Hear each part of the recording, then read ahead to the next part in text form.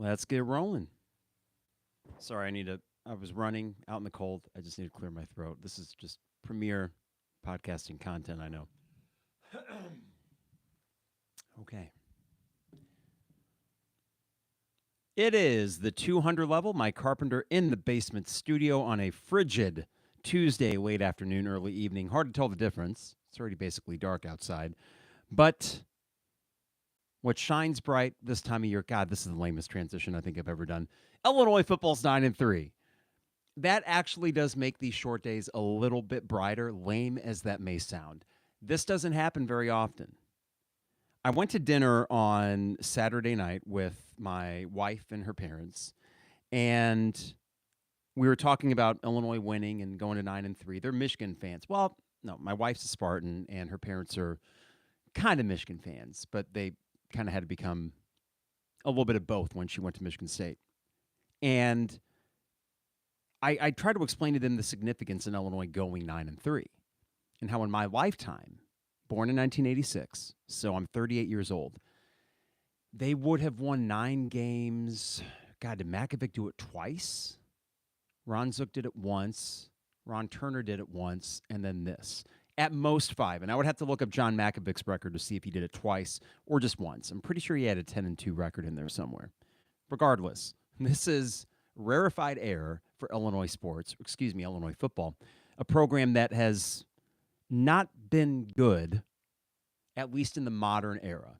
You can look at the years for national championships up on the press box, I think 1913, 15, 20 something. Maybe they list one in the 50s or the early 60s when Pete Elliott or Ray Elliott, it always escapes me which one was there. I think Pete by that point. But for the most part, the last 50, 60 years have not been very forgiving for Illinois football. So it is okay to take a little bit of a victory lap when you go 9-3. It is okay to soak this in as if it is the best season since forever, because it basically is the best season since forever. And the fun part of this is, unlike previous 9-win seasons that I've experienced, and I'd have to go to the Sugar Bowl year where they went 10-2, 10-1 in the regular season, lost to LSU in the Sugar Bowl. I'd have to go to the Rose Bowl where they finished 9-4 after losing to USC by a lot in the Rose Bowl. And hey, maybe that happens against your SEC opponent in the Citrus Bowl. But what separates this a little bit from those two seasons, for me at least, is the sense that this is not some ultimate arrival. This is not some massive season that is going to be difficult to replicate. On the contrary, I actually think a lot of what Illinois did this year to get to 9 wins is repeatable. That is not to say, to be clear, that next year they're going to go 9-3. They might go 7-5. They might go 6-6. God forbid they go 5-7. I really hope that's not the case. And if Luke Altmaier is your quarterback, I have a hard time seeing that happen. But this type of season and the way in which you won games, I don't know, it seems a little bit more repeatable than, let's say, 2001 when it was Kirk Hittner as a senior with 4 NFL wide receivers, Rocky Harvey, Antonio Harris. I mean, all the stars aligned in 2001 for that team. Or in 2007. We kind of knew Ron Zook wasn't a great X's and O's coach, but at least for that year, all the talent overcame whatever coaching deficiencies you had. All the stars had to align, including a win at number 1 Ohio State. As you were living each of those seasons, I'm sure that we felt as fans that we've made it. So who's to say that this isn't something similar where we're going to fall way off next year in Bret Bielema's 5th year? I mean, I guess that could happen. But the key difference to me is this. One, there wasn't a lot of dominance that this team put on their opponents this year. Unlike 2001 and 2007, where it felt like, whether it be talent-wise or the quarterback position with Kirk Hittner, you were clearly outmanning the opponent for most of those seasons, and you made hay with it, right? You did what you have to do with once-in-a-decade Illini teams. This was not, on paper, a once-in-a-decade Illini team. A good roster, but a great one? No. Pat Bryant, we're going to remember for a long time. Every time he comes back to Memorial Stadium, a warm welcome. But ask yourself, on this defense, who would be the first guy that would come back and say, man, that guy was an absolute stud? Gabe Akis, Xavier Scott maybe, but again, it was kind of like an ensemble piece here. It wasn't like you were a star-laden team outside of a Luke Altmaier and a Pat Bryant. This was a program. This is a roster 4 years in the making. This is a roster without hardly any of the key contributors from 2 years ago when you went 8-4, and that felt like maybe, oh, well, Bret Bielema's ahead of schedule. This was something that he put together over the course of 4 years with a bunch of faces that didn't get you to 8 wins 2 years ago, and some of which weren't even really key contributors the year prior when you went 5-7. This team was just good. And they maximized that good to the tune of a 9-3 record, and it feels like there are still potential better years on the way. I mean, if you could do this with this collection of talent, what's going to happen if the NIL budget goes up? What's going to happen if the recruiting picks up a little bit more, hits that next level? To me, these are all things that lead to optimism going forward for this team and this program. And that's the key question I wanted to talk about today as we reflect on this season. Not just what did the season mean to you as a fan, but what does it mean to you in terms of your perception of the program? Has it changed? Mine certainly has. And the biggest thing, and I got to give Jay Lehman credit for this, for kind of verbalizing what I'd been thinking and what I'd said maybe in text to Trevor and Isaac or talking briefly to friends or my dad or whoever. The key thing for me with this season, like Jay had alluded to on his last podcast with Jeremy, I no longer expect Illinois football to lose. Think about that for a second. This is a program where all too often in my life and in your lifetime as a fan, you have expected them to screw things up. That did not happen this year. Sure, you want to throw the Minnesota game out there? That's fine. But to me, that was more just a flat performance. It happens, even to good programs. At Penn State, they outmanned you. Oregon, number 1, undefeated. They're pretty good. No, to me, as the season wore on and you kept winning games late, often in dramatic fashion, it completely turned around this notion that I'd had for my entire life that we're going to find a way to screw this up. And the psychological impact of that is massive. And it trickles down to every bit of that game day experience we have as fans. For those that go to the games at Memorial Stadium, your pregame conversations in the lots, if you were to track them over the course of the year, changed in tone. Where by the time you got to the Michigan State game, it's, hey, let's just go in there and get a win. As opposed to, oh, God, if we lose this one. I mean, sure, were we all thinking it? Of course, a little bit we were. But I just remember the tenor of our conversations as the year went on. The Kansas game was, we got to get this. We really, really have to get this. And they did. And ever since that moment in Game 2, each and every successive tailgate at that stadium, and the Purdue one, a little bit of an exception, but I mean, we felt pretty good going in. I think it was the post tailgate where we were a little bit puckered up. Was, hey, you know what? Let's go get this done. In my lifetime, there have been so many tailgates where the best that I could muster going into that stadium was, well, what the hell? Let's see what happens. That's the best I could muster. The best that the people around me could muster. Even the most optimistic people I knew would really have to struggle to find that hook to be excited for a game. And that's gone. And now we kind of expect to win. We can expect to win. So, man, what a nice place to be, where we're sitting here after year 4 of Bret Bielema, not feeling as if this program has turned the corner to be some elite program, which is not what we need, not what we expect. But perhaps it's turned a corner where they can take the place of a Wisconsin, because why the hell not? You think Luke Fickell is going to be able to turn this thing around just like that? Not the way it started. That's difficult, and that was a long time in the making. From Paul Chryst to Luke Fickell, that's been a program that is going to have to figure some things out.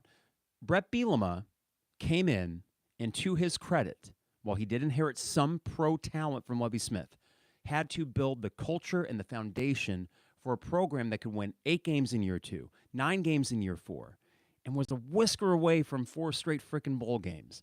And as frustrating as years 1 and 3 were, in year 3, so frustrating that it really kind of soured me on where's this thing going.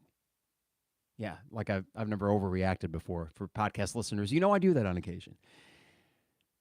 is truly quite the measurement of how well Bret Bielema has done here. So I'm going to try my best to not turn this into a total love fest, but here's the deal. We're 9-3. In all likelihood, playing the Citrus Bowl. I mean, I got my hotel booked, and I'm going to wait until it's announced to get my plane tickets, but we're going to Orlando. I talked with my good friend Harry Black, who's been on the podcast before, was on 93.5 with us back in the day, and he is from Orlando. So I'll be honest, this is a solo trip for me. My friends are either tied up with holiday stuff or they're like, I don't want to spend that much money on a bowl trip. And as I said on the podcast before, the Citrus Bowl, for some weird reason, for me, is kind of like, I got to go. Bucket list item. If you want to call it that, that's fine. And I forgot until today when Harry texted me, Lon, and Trevor, hey, are any of you guys going to the game? Because, I am from Orlando. I thought, my God, Harry Black is an Orlandoite or whatever, Orlandan. So I'll meet up with him on game day. We'll hang out. We might even do a podcast the night before, whatever hotel I end up staying. And then Magic Kingdom trip on New Year's Day. Come on. Orlando to see Illinois in the Citrus Bowl. That's the kind of season we had. And it's worth celebrating. That's what we're going to do today. Open up the listener mailbag. Get your thoughts on the macro, how the season impacted your perception of the program. I also had a poll up on Twitter about the signature moment of the year. I gave 4 options.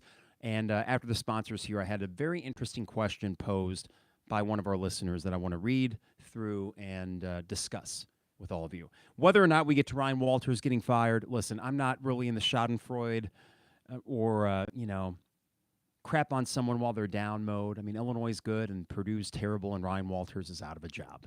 And he's going to be financially compensated for all of his trouble. He's going to be just fine. But I'll just get this out there now in case I forget to broach it later. I don't feel bad for him personally. The way he left was just the sign of a young, dumb, brash coach.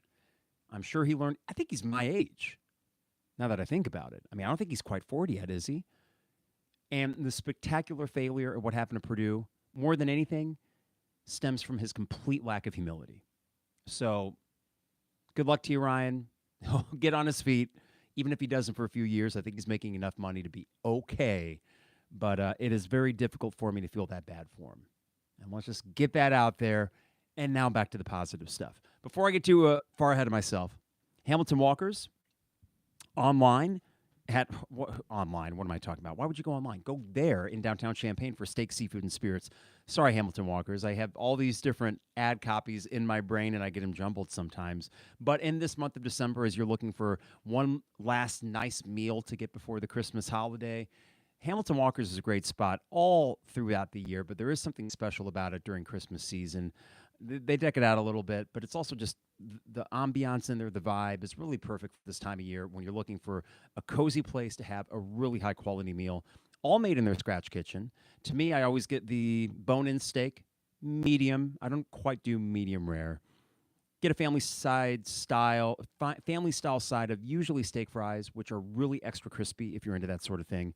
And mac and cheese if it's a super cold night to really get them carbs loaded up there. Or if I'm feeling like a green vegetable of some kind, really good green beans as well. Caesar salad to start, but more importantly, before any of that, you got to get the old-fashioned, which is the best in town and one of the best I've ever had. That's Hamilton Walkers in downtown Champaign. Also, State Farm agent Brian Hansen online at brianismyguy.com. Life, auto, home, business renters, you name it, Brian is my guy, and he can be your guy as well at brianismyguy.com. I'm sure Brian's pretty pumped about this Illini football season, and I will say that when it comes to insurance needs, we have our homeowners and auto bundled with State Farm through Brian.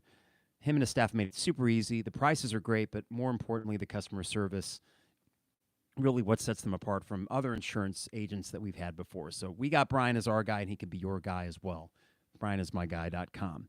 Dogtown Heating, Air, and Plumbing, your home's best friend. Give them a call at 217-841-4728. A couple days coming up in the 40s and 50s, but then more days and nights in the 30s and the 20s coming up next week even, which means, yes, winter is basically here. Don't wait. Get your furnace checked from the experts at Dogtown Heating, Air, and Plumbing, your home's best friend, at 217-841-4728. And finally, Owen Builders LLC online at owenbuildersllc.com. Luke and his staff can do almost any home project you can think of, check out a gallery of their work online at owenbuildersllc.com. And while there, you can get a free quote on whatever project you have in mind. That's owenbuildersllc.com. Got to thank Champagne Showers Podcast Network. Appreciate them and appreciate you, the listeners and the viewers, popping in on this Tuesday evening. Quick reminder, it is Christmas season after all. I got to hawk my wares here. The 200-level book. If you are not in Champaign-Urbana, you can get this on Amazon in hardback or hardcover, paperback, ebook, Kindle, or audiobook. All formats available at Amazon. This is a great stocking stuffer, especially the paperback. Really good value. I know some people like the hardcover. I personally, while this right here is a hardcover, something about a paperback. You can kind of wear it in a little bit. It's, again, perfect stocking stuffer for the Illini basketball fan in your life. And then, if you're in town, go to Game Day Spirit, either location, or Jane Addams Bookstore in downtown Champaign, and pick one up for the Illini fan ahead of the Christmas holiday. All right.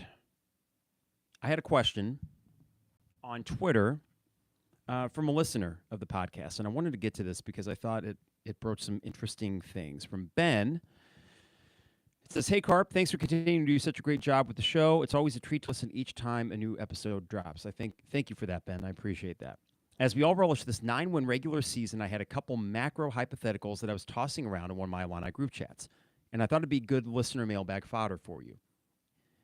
He says, "Feel free to disregard, no hard feelings." No. Ben, this is a great message you sent me, so I'm not disregarding it, Ben, because when I read this the first time, I thought, that's an interesting hypothetical approach. So here is what Ben thought of.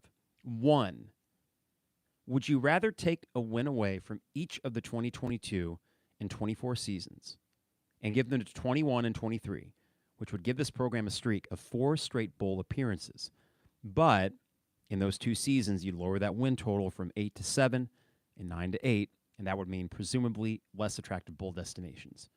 Or would you rather take the 5 and 7 seasons in 21 and 23 and accept just the 2 better bowl seasons in 22 and 24? Okay. First question is 4 straight bowl games or the reality of what we have right now, which is 2 bowl games in 4 years and essentially the Outback and the Citrus. Outback now called ReliaQuest, and Citrus now the Cheez-Its Citrus Bowl. I'm not the biggest Cheez-Its fan. I kind of prefer the old Citrus Bowl logo, but you know what? We'll go with it. I mean, for a while, wasn't it just the Capital One Bowl? They got the Citrus name out of it, which was a shame. But anywho's it. This was actually been a really tough question for me to answer. And even as I sit here, I'm kind of waffling on it. On one hand, going to 4 straight bowl games sounds really good. I think from a perception standpoint, it is better than going to 2 out of 4. But I think this would be a slam dunk answer in a way that it is not now, 5-10 years ago. Before players started opting out of bowl games to the degree in which they are now, before the college football playoff was really a consideration. I'm not saying the bowl games are necessarily a consolation prize. I think it depends on the bowl game and who's playing in it. But to me, the reason this is a difficult question to answer is because, to me, the Outback and the Citrus Bowls of the world are signs that you are a pretty damn good program. Whereas, if we had done, let's say, year 1, Quick Lane in Detroit, and year 2, you went 7-5, so you go to Music City or Pinstripe. And then last year, you go 6-6 again, maybe a repeat trip to the Quick Lane Bowl. And then this year, you make your first ReliaQuest Bowl appearance. It's easier for me to say on the other side of a 5-7 season, now a year removed from it. Part of me actually sides towards the 8 and the 9-win season. I think they pop off the page a little bit more. In media guides for a long time, 8-win, 9-win season, wow, that's really good. And I would double down on that answer, Ben, if I knew they were going to make another couple bowl games in a row, right? And that we get a 3 or 4 game bowl streak starting right now. That would make it very easy for me to say, you know what? I know we didn't make it in 21. I know we didn't make it in 23, but that's okay. So, Ben, I wish I could give you a more direct answer to that. And for the listeners out there, you can ponder it as well. Would you rather take 1 win each from 22 and 24 and give them to the 21 and 23 seasons, right? That's 4 straight bowl games, but your 2 winningest seasons are a little less winny, if that's an adjective. I think I'm sticking with it, Ben. Now, what he said, to number one, initially I was thinking I'd give wins to 21 and 23, but that was before we won yesterday and got to 9 wins. And I have to admit, 9 wins and going to the Citrus Bowl feels pretty great. So I don't know if I'd give this up for 2 6-6 seasons. Ben, that's my thought exactly. So because the 9 wins feels good as I sit here and the Citrus Bowl feels great and I'm already planning my trip, I'm okay with it. We had 2 5-win seasons. I will chalk those up to a program developing and figuring itself out. And that's okay. I can live with that. Now, Ben has another hypothetical here. If you could change the outcomes of 2 games from the Bret Bielema era, which 2 games would you choose? Okay. Ben has 2 here. Well, boy, can I choose them from the same season, Ben? That'd be easy. It'd be Purdue and Michigan in 22. I don't think I'd worry about changing the outcome of either game this year. I know many talk about, and Ben mentions this as well, Minnesota this season. And then you're 10-2, and then you're in the college football playoff conversation. But to me, the 22 team and that roster was so laden with NFL talent, and I know the depth wasn't there, but the stars were stars. And for them to not make a title appearance in Indy when you knew that was the last chance to really do that, and for them to have Michigan on the ropes, what would have been a marquee win that I would think may have jump-started recruiting a little bit earlier, I would choose those 2 games. I wouldn't choose a game this year. Winning at Penn State or Oregon, whatever.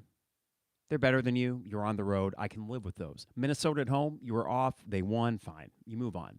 A lot of the metrics, by the way, the ones that look at yards per play and offensive and defensive efficiency, still think that Minnesota is a better team than Illinois. And you know what? If they played 10 times, it'd probably be 5-5.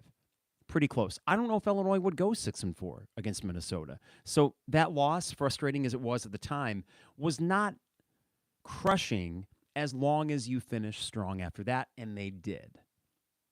But Ben, great questions. The 2 games that I would change in Bielema's tenure would be Purdue in 22 and Michigan the week after. Because that team, despite a lack of depth, had enough star power, and the 7-1 head start to find their way to a 10-win season, and they didn't do it. This is why, and this leads me to my next point, and Ben, thank you very much for that message and great hypotheticals.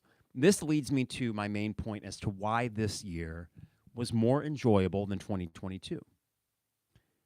In 2022, we had a month that was a wild ride. October 2022 is maybe the most fun month I've had as an Illini football fan. And then in 2024, those were probably the 3 most fun months, top to bottom, that I've had as an Illini football fan since the Sugar Bowl. And I know the Rose Bowl season was super fun. I was in college. There were enough ebbs and flows in that season in the midpoint. October was not a good month for that roster, really, for that team. My main point is this, though. In 2022, that team started out 1-0, beating Wyoming. Then they lost a very frustrating game at Indiana. 6 days later, on a Friday night, we all remember it. Brian Hightower got screwed on a touchdown. Basically, he caught it twice. Got screwed with that. But you also didn't play all that well. You didn't necessarily deserve to win with all the myriad of mistakes that you made. You're 1-1. At that point, it was hard not to feel like, here we go again.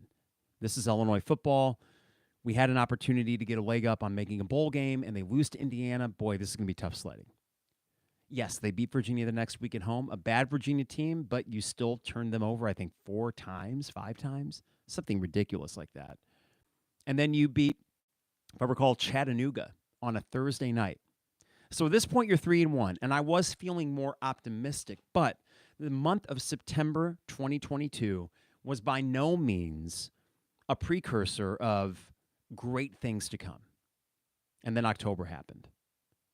And while I felt good going into that Wisconsin game, like, yeah, I think we got a shot to win this thing, you smoked them.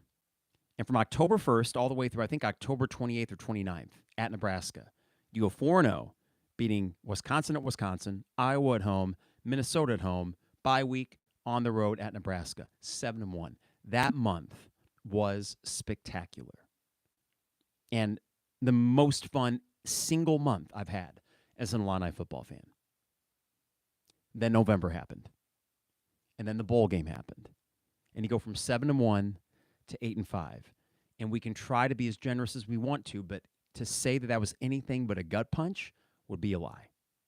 8 wins, considering where the program is at, impressive. No matter how you got there, no matter how many games you lost down the stretch, but we all know what could have been. That's what makes that 2022 season, good as it was, a bit frustrating with how it ended. It cast somewhat of a cloud over that season. And now you see what Devin Witherspoon and Chase Brown are doing in the NFL, and Sidney Brown is still playing well, and Quan Martin's still playing for the Commanders. You got NFL dudes, Johnny Newton playing for the Commanders as well. NFL dudes all over that roster, well, specifically the defense. And to me, that's like 1994 when Lou Tepper had this unbelievable defense. And you went 8-4. And all the games you lost were close. You could have flipped that in any single one of them and gotten 10 or 11 wins. Lou Tepper didn't do it. Bret Bielema's team didn't do it in 2022. Then you had the Ryan Walters thing. And in a weird way, if we think about November 1st, or let's start with the Michigan State game in 2022, all the way through that offseason and ended the 2023 season, that was not a fun 15 months or however long it was. It was not. You lose your defensive coordinator to Purdue. You come out, your defense stinks in 2023. You feel like, at least I did for a little bit, that what if we miss this brief window that a program like Illinois football really needs to capitalize on?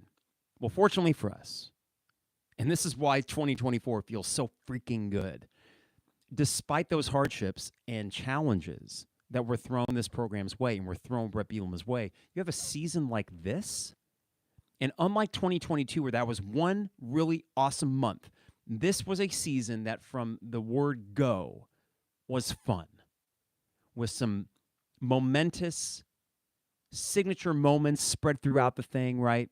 You start off week 1 EIU, whatever. Okay, you get the win. You shut them out. You look good.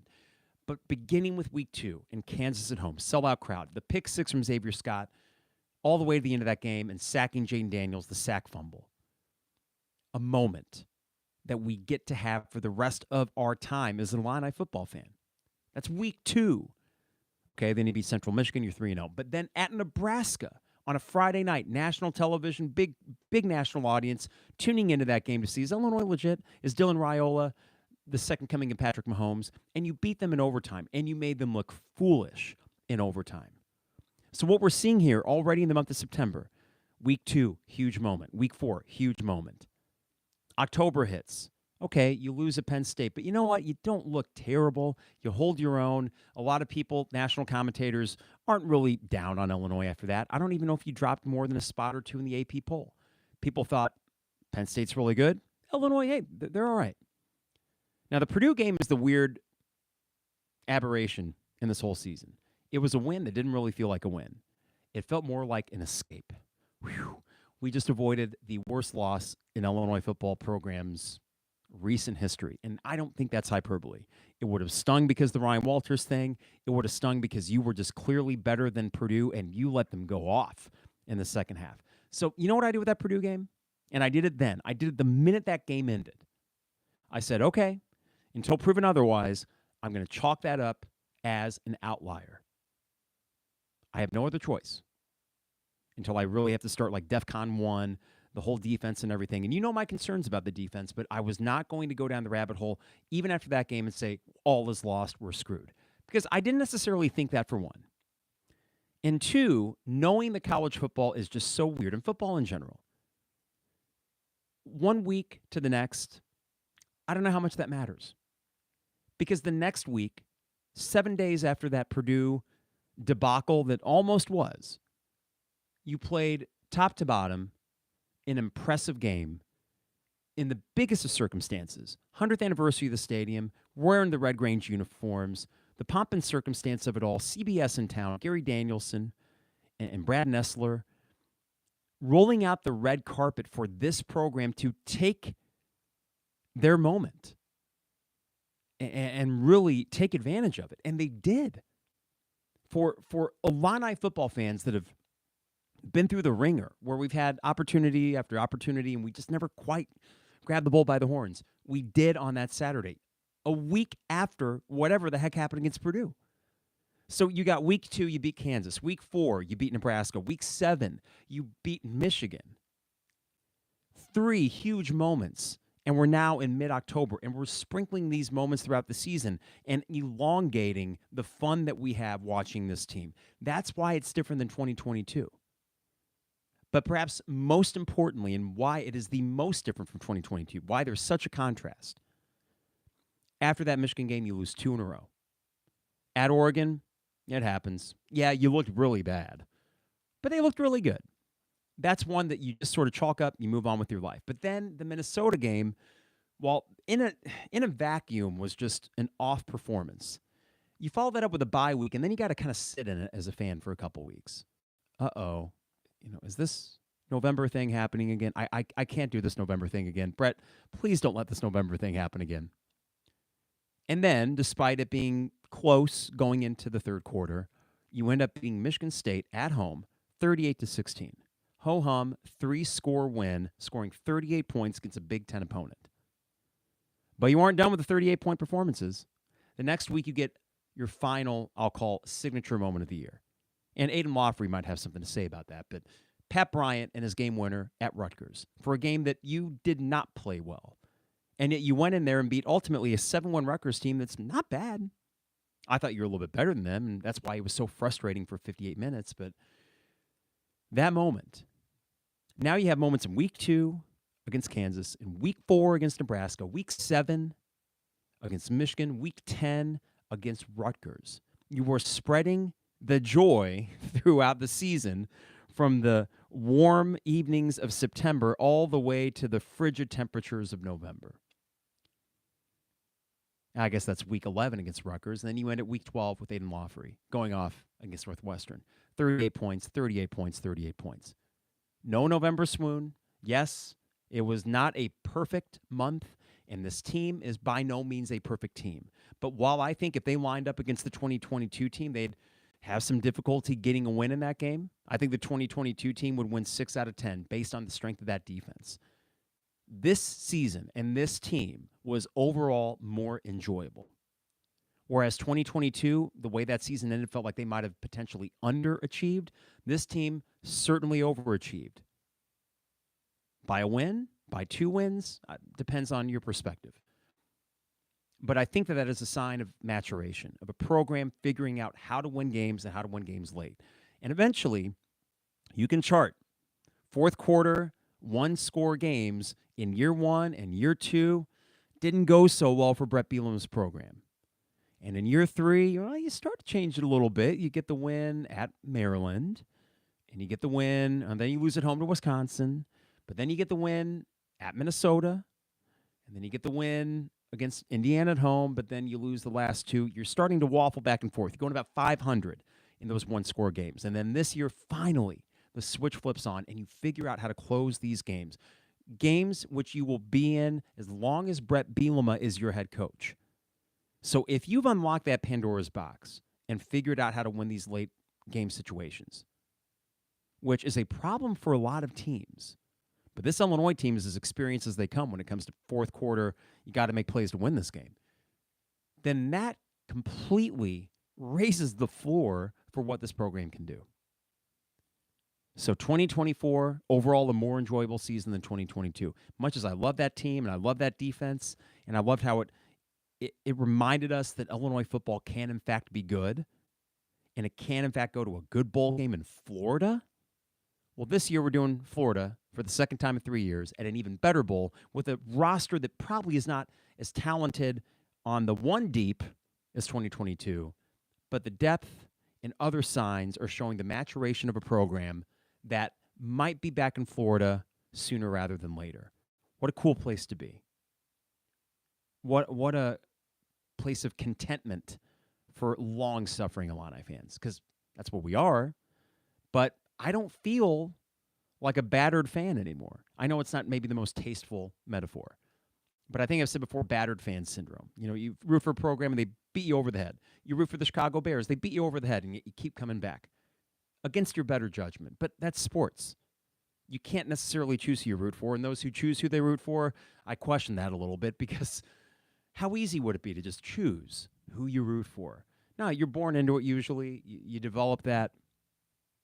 I was born in Illinois, basketball and football fan. Basketball was a bigger deal, and that's why I wrote a book about it. But I love to write a book about football, because I will say this, as fun as Illini basketball can be, when Illinois football is good, it completely changes how our falls feel in Champaign-Urbana. It completely changes it. It makes the weeks more fun leading up to Saturday. And I hope that corner has been turned. I feel like that corner has been turned, where next year, for each and every home game that we go to lot 31 or whatever lot you tailgate in, you're going to be excited for the game. Not just the tailgate, but you're going to be excited for the game. And to me, that right there is the main flip between the Illini football program that I've grown up rooting for, to very mixed results, and the Illinois program I'm rooting for now. I am looking forward to the game as much, if not more, than the tailgate that precedes it. And that right there is where you want to be. All right, before I get out of here, listener mailbag. Open it up today. Ask some questions. And this was a very macro question. You know me, I'm the macro guy.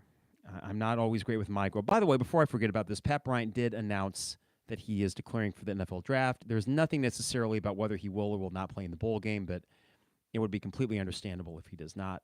But what a career for Pat, and what a senior year for Pat, the kind where he will get first-team All-Big Ten, I would presume, deservedly so.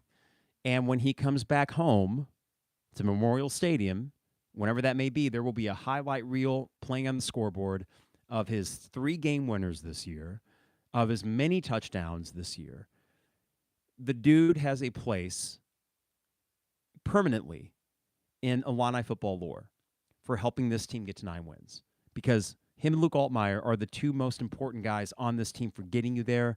And for someone that was here 4 years, from a bit role as a freshman and sophomore, slightly more involved last year, I think about 400 yards, maybe something like that, and then to break out like this and have a season like he did it's going to become more and more rare in college football to see that 4-year guy that takes that leap into star mode when he's a senior. Okay. Oh, boy. Looks like more guys. Ryan Brown is leaving Purdue. Boy. Man, oh, man. Oh, boy. First team All-Big Ten.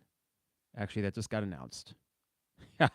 Ty Felton for Maryland got over Pat Bryant. What a joke. What a joke. So Pat's on the second team with Tez Johnson. This looks to be by both the coaches and media. I guess it was unanimous, too, with Ty Felton. With Ty freaking Felton. I don't want to be that guy that makes a big deal about that. But what a freaking joke. Maryland sucked. You get any Joe Schmo off the street, you throw him the ball 280 times in a year. Yeah, he can put up the numbers to get first team All-Big Ten. That is unfortunate. And Pat, if you want to channel that into, I'm going to go kick some ass in the Citrus Bowl, you do you. But regardless of what you do, he is firmly a part of Illinois football canon. Okay. Here was the question that I asked today. Listener mailbag. How has this Illini football season changed the way that you view the program? Consider your personal history as a fan, expectations, overall interests, etc. Before I get to those responses, I did put up a poll. What is this season's signature moment? The 4 options. Xavier Scott pick 6 versus KU. Overtime at Nebraska. Fake punt versus Michigan. Pat Bryant touchdown at Rutgers. Xavier Scott pick 6 versus KU, 11% of the vote. We had about 350 votes. Overtime at Nebraska, 15%. Fake punt versus Michigan, 24%. A whopping 49.4% of respondents said Pat Bryant touchdown at Rutgers. Now, I understand why that is. Let's go through each of them. Xavier Scott pick six, why I put that there was because that was the oh crap, maybe we're good moment. Yeah, it was only week 2. But it was are we actually going to make plays this year the way that we didn't last year? And if so, what does that mean for the ceiling of this team? So that was kind of an arrival moment, I felt like, for this team, early as it was in the season. Oh, wow, okay, we got playmakers. The second one was overtime at Nebraska, which was a very validating win. And that period in particular, the Pat Bryant touchdown to take the lead, and then forcing Nebraska into like a 4th and 28 or whatever the heck it was, and then ending the game on yet another sack. Dylan Raiola wanted no part of that. But that got 15%. Fake punt versus Michigan, right in front of my eyes. And the other 60,000 people at Memorial Stadium. And that was we're going to win this game. Third quarter, 1-score lead for Illinois. You do that, and you're feeling really good for the rest of the game. And you controlled the second half from that moment on. But that only got 24%. Pat Bryant, touchdown at Rutgers, getting damn near 50%. And as I reflect on it, I think it makes sense because, as I addressed earlier, this idea of Illinois football, floundering in November and wasting all that positive mojo that they've had, that was in the back of everybody's mind. When Pat Bryant scored that touchdown at Rutgers, in one 8-second play, or however long it actually took in real time, it washed away any notion that we were seeing or about to see a repeat of 2022. It did away with that very discouraging thought of, oh, God, I can't do this again. I don't want to fizzle at the end of the year. I want to feel good going into bowl season, not, I didn't want that. You didn't want that. When Pat scored that touchdown, it said, it's okay, guys. We're going to win 9 games. It wasn't just we beat Rutgers now. It was, of course, we're going to beat Northwestern too. In other words, it was one more reminder. After a Michigan State game, which didn't have a lot of big moments, you had the Pat Bryant early touchdown, and then you just kind of kicked some butt from there offensively as the game wore on.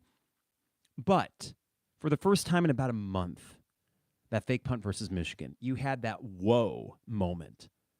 And you sorely needed it, I think. It was a major injection of positivity in a game that didn't have a lot of it because it was so frustrating. And you were reminded that if you just hang in there and you got playmakers on your team, you got a good shot. So I do understand why that was such a popular choice. All right, here are some responses here from Jacob. What did it for me was that Michigan game. The CBS theme music with the aerial view of Memorial Stadium on a picture-perfect day. My view of the program changed on that day because this felt big time and that we now matter in the national conversation. Thanks, Jacob. And I remember watching clips of that telecast that night and all the way through the next day, just soaking it in.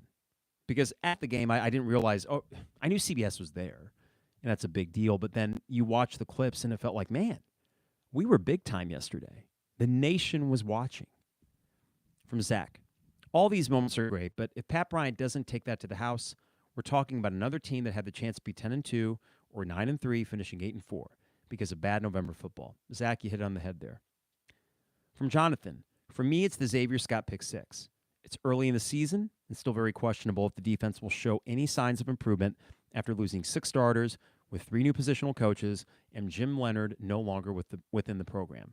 Plus, a lot of scrutiny surrounding Aaron Henry, which this game alleviated considerably at the time. Was a huge momentum swing in game many knew would be a great indicator for how good the team would be. And it energized an amazing sellout crowd and what I still think was the best home atmosphere of the season. That game, and especially how that pick played into it, helped reframe many people's thoughts about the season. Suddenly, there was general consensus this team would win 6+, and we could expect to perform well in our 6th rematch games. Excellent tweet there, Jonathan. Thank you for that very thoughtful response. And, as fun as the Michigan game was, yeah, there was an electricity that Kansas game. The Michigan game was just everyone was blissfully happy. Like the Kansas moments, like, oh, God, are we going to do this? Are we going to do this? And then when you had the Xavier Scott pick six, what a release. Pandemonium. People hugging, all that. And why not? That was a huge moment early in the season to really kind of kickstart things. All right, from Joshua. It changed the way I view the program as a whole. The team is no longer a good story or an underdog. They should expect to win, compete with anyone in recruiting and on the field. This isn't the cute little Illini team of the past, chasing greatness is the goal now. Joshua, I like it. And let's see here. Jonathan had a response to that I was going to read. With how much should be returning, head coach, OC, DC, starting quarterback, every positional coach, tons of sophomores, juniors. This is the best position the program has been in since 1990, Makovic's third season. As someone who was born in 2001, has only been watching Illinois football since 2008, man, you missed the good year before that, Jonathan. And it was only really understood the game and followed the program closely since 2016. It's kind of hard for me to truly understand how long it's been since the program has had true sustainable success. But it's finally here again. Jonathan, I unfortunately was too young to really remember the Makovic years. And if I recall, 90 was the year where they beat Colorado national champion Colorado en route to a 10-win season. Let me pull up John Makovic here and see what his resume was like for Illinois, because I mentioned it earlier. I just want to make sure I'm accurate with this. Head coaching record, he went 6 wins, 10 wins, 8 wins, 6 wins. Okay. And yeah, so 1989, they go 10-2. They make the Citrus Bowl the last time we made the Citrus Bowl. And then 8-4 the following season. And that 1990 season, Illinois did beat Colorado, eventual national champion Colorado, at home. Let's see, a couple tough losses there as the season went on to Iowa, at Michigan. Yeah. It looks like they played in the Hall of Fame Bowl, which eventually became the Outback. See, we're seeing Makovic-level stuff here. The Outback Bowl and the Citrus Bowl. Only this time it's Bret Bielema and it's the ReliQuest and the Cheez-Its Bowl. Or Cheez-Its Citrus. All right, what else do we got here? From Joe. We all had the same feeling after the 2022 season. Yay, finally a good season. But this feels more sustainable. Depth, development, consistency at both coordinating spots. We're jaded as Illini fans, but I feel like we have the man in charge to lead us to consistent winning seasons. Thank you, Joe. From Teddy. My general optimism has never impacted my Illini football fandom. Why hope for unattainable things? However, Bret changed that. He built this program brick by brick. I believe in his eye for talent, development, and coaching acumen. Nothing but up from here. Thanks, Teddy. From Nathan. Xavier Scott and Pat Bryant both, because this program is a team and not defined by one player. Both plays were pivotal. So Nathan chose the early Xavier Scott pick six and the later Pat Bryant Rutgers touchdown. To me, Nathan, those are kind of bookends on the season. The first one showed, oh, wow, we might actually be good. And the second one proved, oh, yeah, we are good. Yeah, we're going to win 9 games this year. From G. Gordon Liddy, my favorite Nixon accomplice. Confidence in the future. This program finally has stability thanks to a competent coaching staff, exactly what Illini fans have begged for since the early 1990s. Thanks, G. Gordon. From Frank, great question. Well, thanks, Frank. Recency bias is going to say Pat Bryant and Rutgers. Plus, I was at the game and it was unreal live. However, the Nebraska OT win cemented a level of belief in the fan base that this team could have a year like we had. Frank, I agree that the Nebraska game really changed expectations more than even Kansas. Kansas was, you got a leg up on making a bowl game. Hooray. Nebraska was, well, if you can win a game at Nebraska, the rest of the Big Ten schedule looks a lot more doable. Now, we knew Penn State would be tough. We knew at Oregon would be tough. But every other game, we looked down that schedule and said, if you can win at Nebraska in front of a crazy sold-out crowd on a Friday night, that Nebraska was eyeing that game all offseason as like a potential big moment for their young quarterback and for the second-year Matt Rule. And you won that. So I agree, Frank. I think that, if anything, that changed expectations beyond just let's make a bowl. From Beat Northwestern again, Xavier Scott pick 6. Absolutely electric in the stands. Me and Gene, his friend Gene, almost fell over. The eye was shaking. Well, yeah, I hugged my buddy Andrew, who was sitting next to me that game. High-fived everyone around us. Really, really stressed my voice in that moment, and why not? It was one of the coolest single plays I've seen in that stadium. And it started basically right in front of us. It was on the north end of the stadium, and Xavier returned it to the north end zone by the students, and I'm pretty sure that was the northwest corner. We're on the west stands.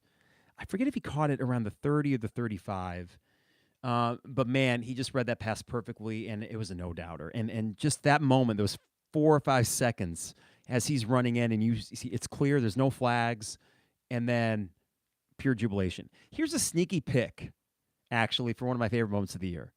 In the Michigan game, when they missed a field goal. From our view in the West Main, we're looking down to the south stands by the horseshoe, and they have Is it Grimace? Is the McDonald's character? Looking out from the scoreboard, and the Nuggets song is playing. And Michigan at this point, I think, would have made it 21-10. So you still feel good. But, you know, you don't want to mess around. I mean, like, you don't want Michigan to get any little bit of momentum, and you block it.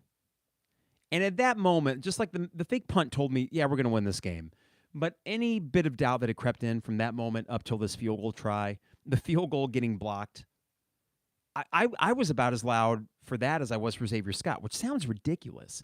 But I wanted that Michigan win so bad, and I know everybody did. And that just sealed the deal. And then we just sort of iced away the fourth quarter. No big deal. Michigan took their sweet time running every single play and never scored again.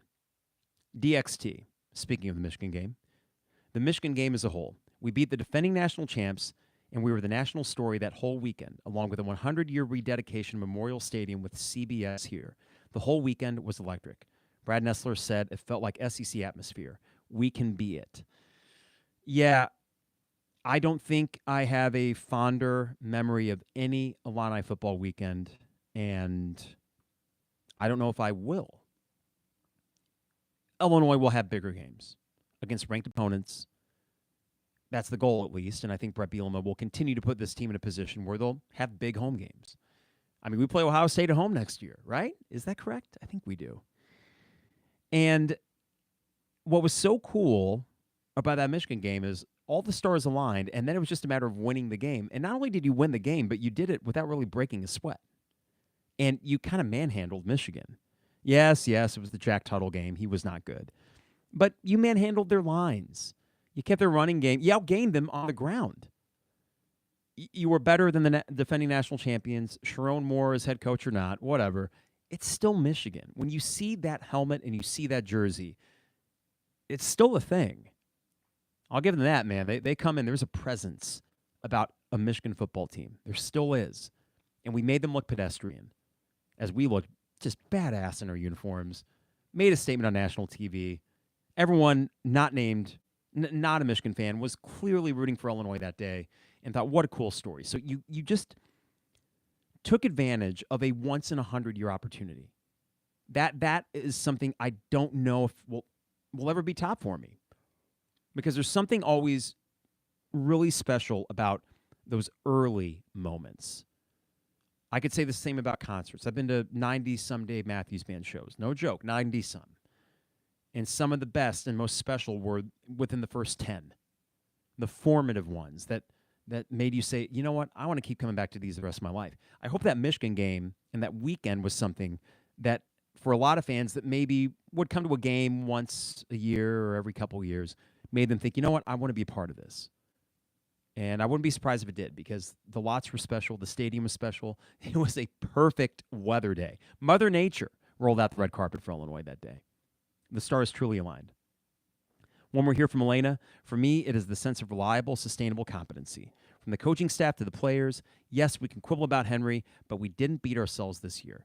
Offense, defense, special teams were all average at worst and very good at best. And we have depth.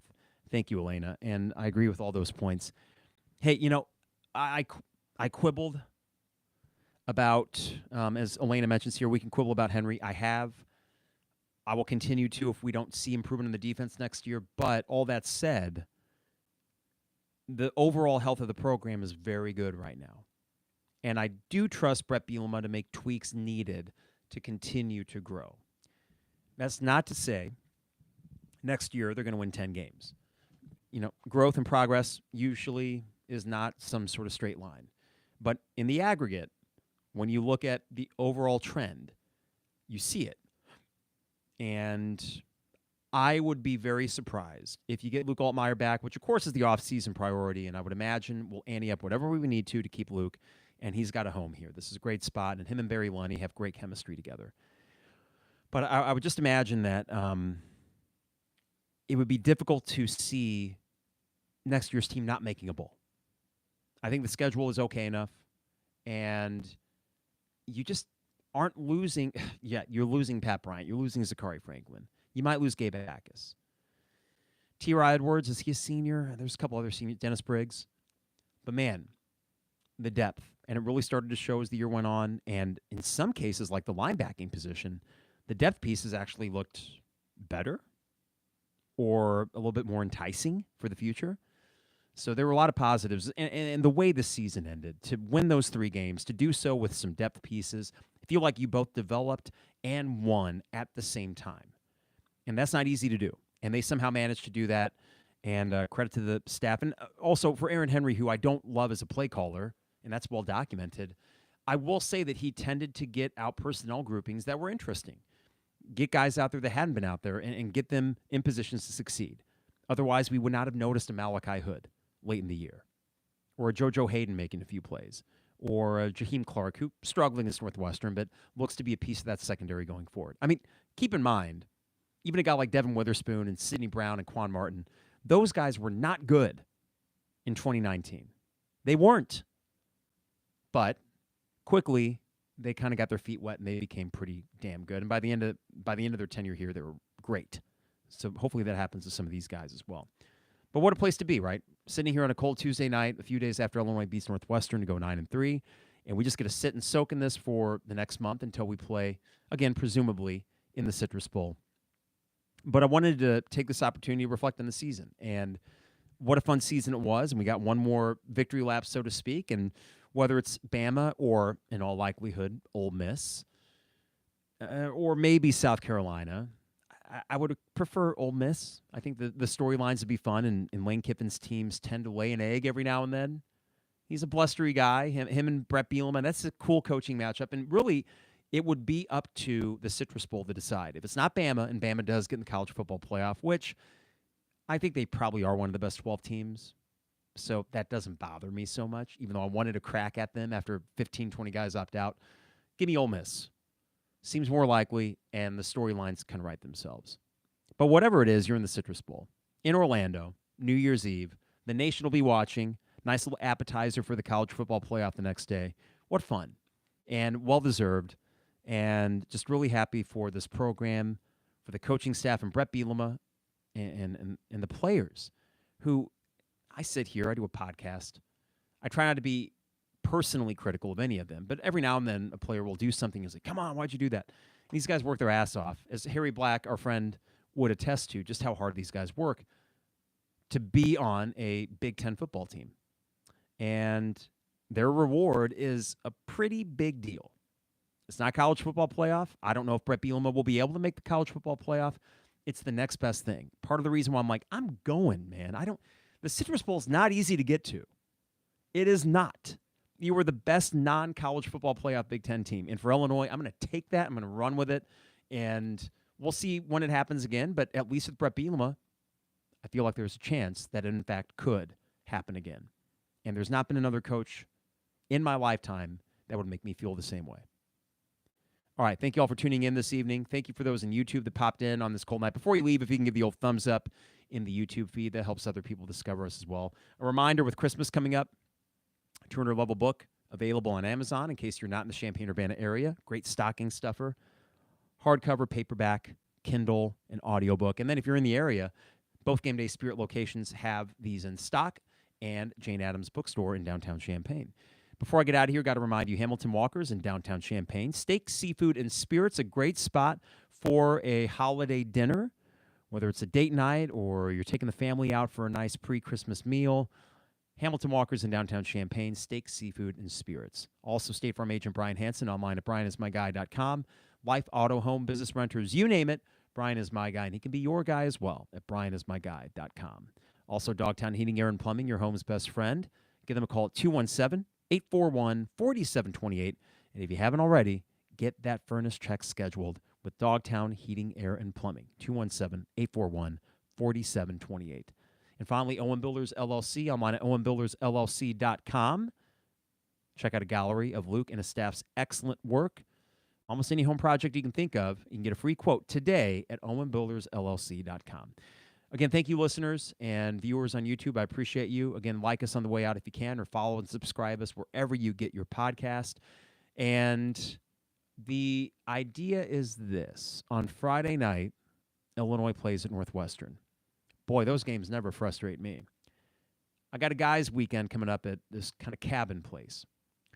And you've met Kenton before on the podcast. He's done some of the football pods, and he did a couple of the March Madness pods. You might have met my buddy Andrew, who did the Missouri podcast when we were smoking cigars and drinking whiskey during the Bragging Rights route last year. Well, we're both there, and I plan on taking the equipment, 3 microphones, camera, and reacting from this place. Now, fair warning, we're going to be Eastern time, and I believe the second half will start at 9 Eastern. And this is a guys' weekend, and we're going to be having some fun that afternoon and evening. So we will try to be as tip-top and family-friendly as we can. But that might have a bit of an edge if we, in fact, podcast on Friday. So be on the lookout for that. Going to take the equipment up there because why the heck not? Andrew and Kenton said, let's do it. All the other guys would be kind of the peanut gallery responding as plays unfold. So, yeah, there might be a few words that pop out in that, whether it's from the guys behind us or I'll try to caution myself. I've been better at that, but it just comes out on occasion. Bad words when they probably shouldn't. I need to be more mature than that. All right, everybody. Have a great rest of your weekend, or week, excuse me. Stay warm. And the next time we talk to you will be from Indiana, undisclosed location in a cabin for the Illinois Northwestern game. And sometime next week, we'll, of course, have the Illinois-Wisconsin second half reaction as they play at State Farm Center. And we'll be able to talk about the Citrus Bowl, Illinois versus who knows. Take care, everybody, and we'll see you soon. It is the 200 level.